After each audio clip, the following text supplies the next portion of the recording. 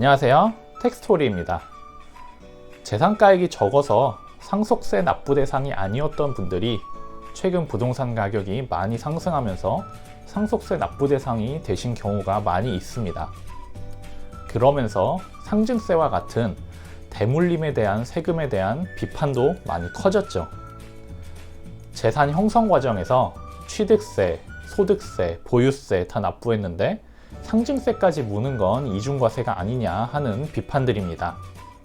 하지만 상속 과정에서 배우자가 있으신 분이라면 생각보다 세금을 많이 내지 않을 수도 있습니다. 그러면 오늘은 배우자 상속공제에 대해서 알아보겠습니다. 비상속인의 사망으로 인해서 상속이 개시될 때 배우자분이 한 분 계시다면 그 배우자가 공제받을 수 있는 금액은 5억 원입니다. 즉, 배우자가 있는 경우에는 일괄공제 5억 원에 배우자 상속공제 5억 원까지 해서 재산가액이 10억 원이 안 되는 경우에는 납부할 세금이 없다는 뜻입니다.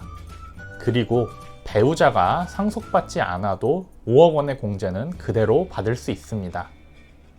참고로 배우자 상속공제 5억 원은 최소한 받을 수 있는 금액이고 경우에 따라서 5억 원을 넘어서도 받을 수 있습니다.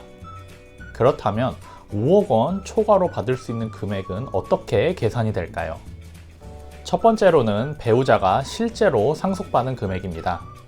그리고 두 번째는 배우자의 법정 상속분에서 가산한 증여재산 중 배우자 수중분의 과세표준을 차감한 금액입니다. 이 둘 중 작은 금액이 5억 원을 초과할 때 그 금액을 공제받을 수 있습니다. 다만 이렇게 공제받을 수 있는 금액의 한도는 30억 원입니다. 한도가 30억 원이면 꽤 큰 금액이죠. 그래서 나도 30억 원을 공제받으면 상속세 내지 않는 거 아니냐 하시는 분들이 계신데 꼭 그렇지는 않고 제가 아까 말씀드린 산식에 따라 계산한 금액이어야 됩니다. 법정 상속분이란 배우자는 1.5, 자녀는 1의 비율로 계산이 됩니다. 만약 배우자 1명에 자녀가 3명이라고 가정을 했을 때 배우자의 법정 상속분은 4.5분의 1.5가 되는 것이죠.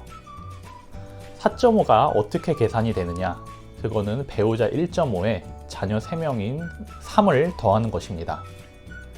만약 총 재산가액이 30억이라고 가정을 했을 때 배우자의 법정 상속 금액은 30억 곱하기 4.5분의 1.5 하여 10억 원인 것입니다.